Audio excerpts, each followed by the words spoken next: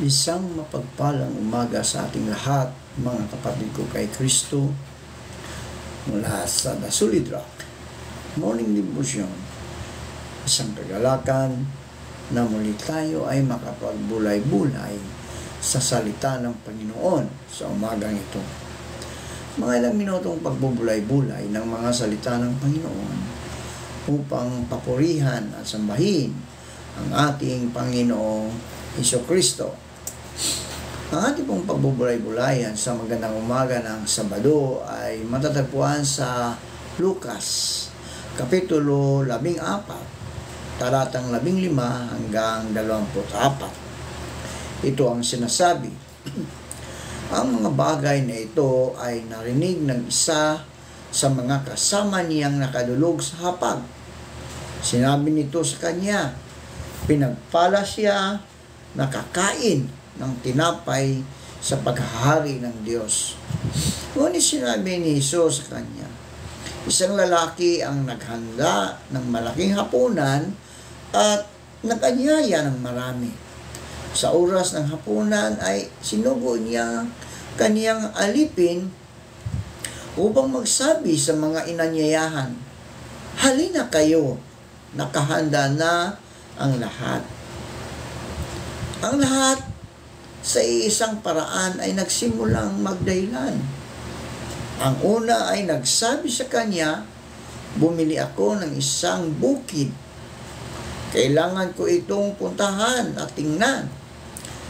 Ipinakikiusap ko sa iyo, pagpaumanhin mo ako. Ang isa ay nagsabi, bumili ako ng 5 tambal na baka. Pupuntahan ko ito upang masubukan. Ipinakikisuyo ko sa iyo, pagpapaumanhinan mo ako. Ang isa ay nagsabi, bagong kasal ako, dahil dito hindi ako makakapunta. Sa pagdating ng aliping iyon, iniulat niya sa kanyang Panginoon ang mga bagay na ito. Sa galit ng may-ari ng sambahayan, nagsabi siya sa kanyang alipin, pumunta ka agad sa mga lansangan at mga makikipot na daan ng lungsod. Dalhin mo rito ang mga dukha, mga pilay, mga lumpo, at mga bulag. Sinabi ng alipin, Panginoon, nagawa na ang ayon sa iniutos mo at mayroon pang lugar. Sinabi ng Panginoon sa alipin, pumunta ka sa mga sa mga daan at sa mga tabing ilog o tabing bakod.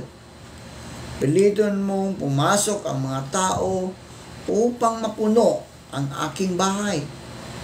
Ito ay sapagkat sinasabi ko sa inyo, ang alinman sa mga inaanyayahang lalaki ay hindi makakatikim ng hapunan.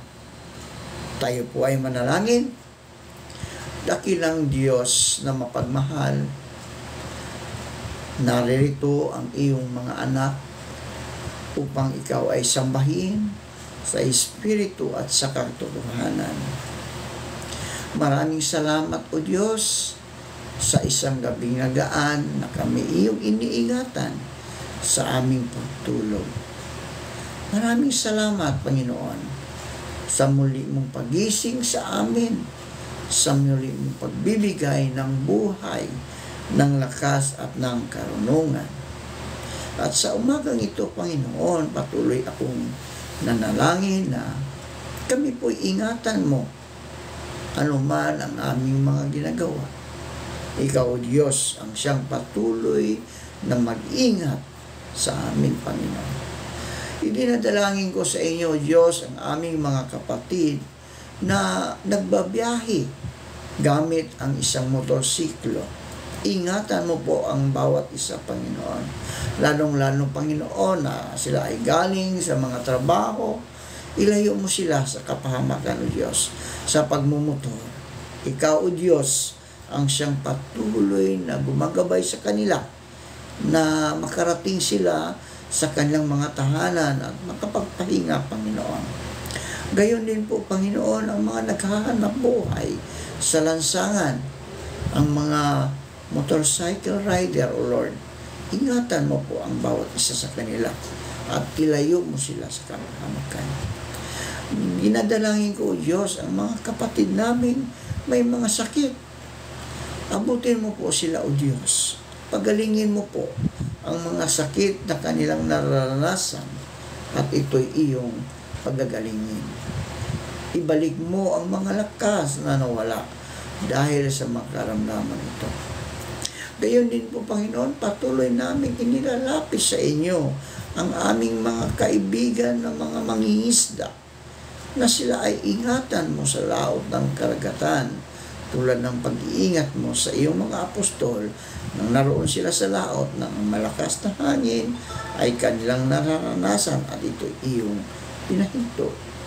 Gayon din po, O Diyos, idinadalangin namin ang aming mga kaibigang magsasaka na sila ingatan mo sa kanilang pagsaka upang ang bawat tao ay magkaroon ng pagkain sa hapag dahil sa kanilang mga pananim, Panginoon.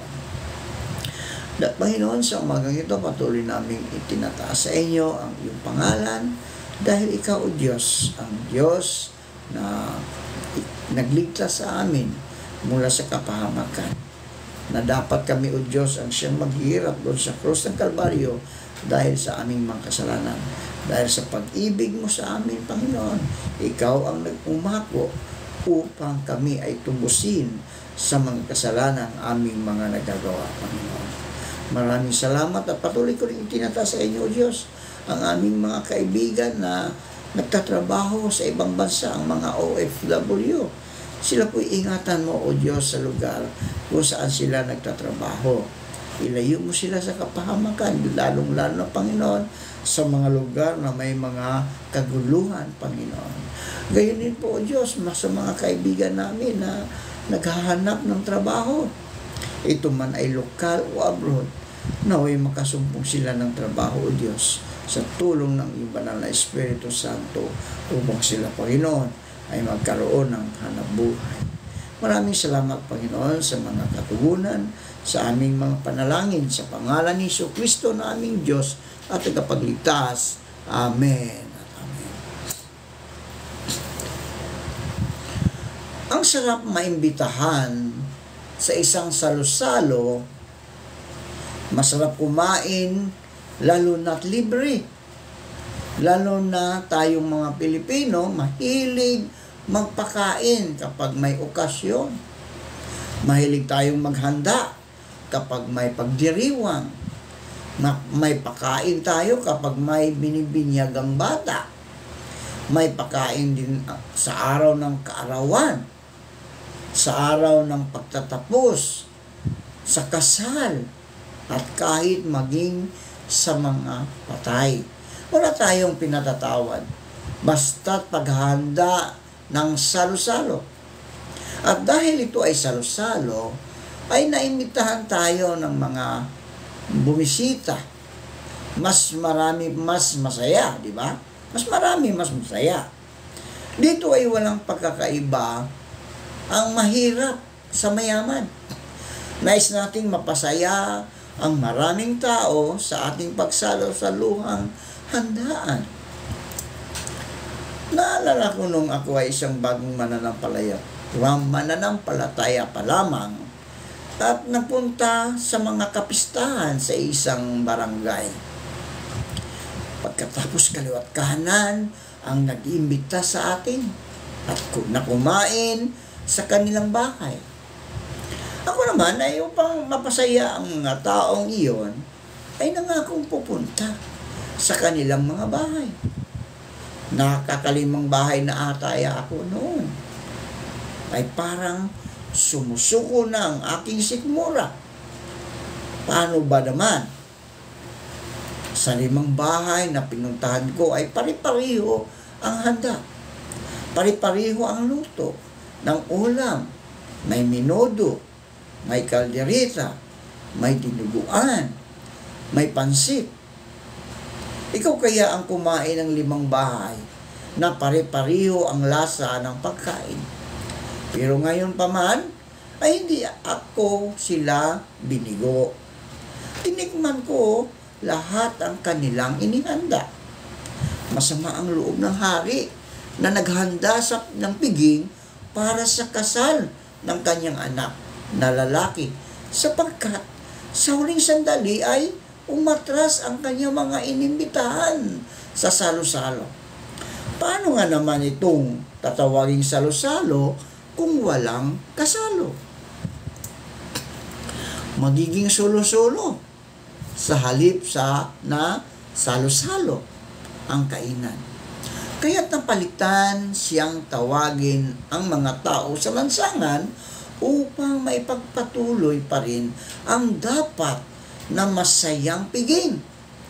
Ang talinghagang ito ay unang patungkol ni Hesus sa mga Hudyo na unang nabiyayaan ng imbitasyon na makibahagi sa piging ng kaharian ng Diyos. Ngunit hindi nila tinanggap ang kanyang paghahari nung isinugo niya ang kanyang anak. Kaya't ibinaling ng Diyos ang kanyang paanyaya sa kanyang mga bagong bayang hinirang. Tayo ang bayang hinirang, mga kaibigan, na tumanggap kay Hesus bilang ating Diyos at tagapagligtas. Ang paanyayang ito ay nagpapatuloy magpahanggang ngayon. Ang salo-salo na ating ginagawa sa tuwing tayo ay nagsisimba at dumadalo sa hapag ng Diyos ay nagpapahayag ng ating pakikiisa at pagtugon sa paanyaya ng Diyos na makibahagi ng masaya sa kanyang inihandang piging. Ito ay sumasailalim sa tunay na piging na kung saan ay makakapiling natin siyang magpakailanman at magpasawalang hanggan. Kaya ang banal na hapunan, mga kaibigan, ay tinatawag din nating heavenly banquet. Isang makalangit na pagsasalo-salo na kung saan ay tinatanggap natin ang biyaya ng kaligtasan. Ugaliin sana natin, mga kaibigan, ang pagtanggap ng katawan ni Kristo sa banal na komunyon kung wala namang sagabal, uhad lang sa ating mga sarili. Mas nagiging ganap ang ating pakikisa sa pagsamba kung nakikisalo tayo sa iisang katawan ni Kristo. Ngunit, tandaan natin, mga kaibigan, na ang katawan ni Kristo ay hindi lang naman ang banal na hapunang ating tinatanggap. Ito rin ay ang katawan ni Kristo na nanahan sa ating kapwa. Kaya nga, kung nagpahayag tayo ng amen sa ating pagtanggap kay Hesus na nangangahulugan ng ating pagsang-ayon, dapat lang natanggapin natin ang ating kapwa, anuman ang kanilang katayuan sa buhay. Marahil madaling tanggapin ang mga kaaya-ayas sa atin, no? Madaling tanggapin ang mga kaaya-ayas sa atin. Subalit, ang hamon dito, mga kaibigan, sa atin ay mahalin din ang mga unlovables kung tawagin. Kasama na rito ang mga tao may sama tayo ng loob at ang ating mga kaaway. Kaya din ba natin silang tanggapin?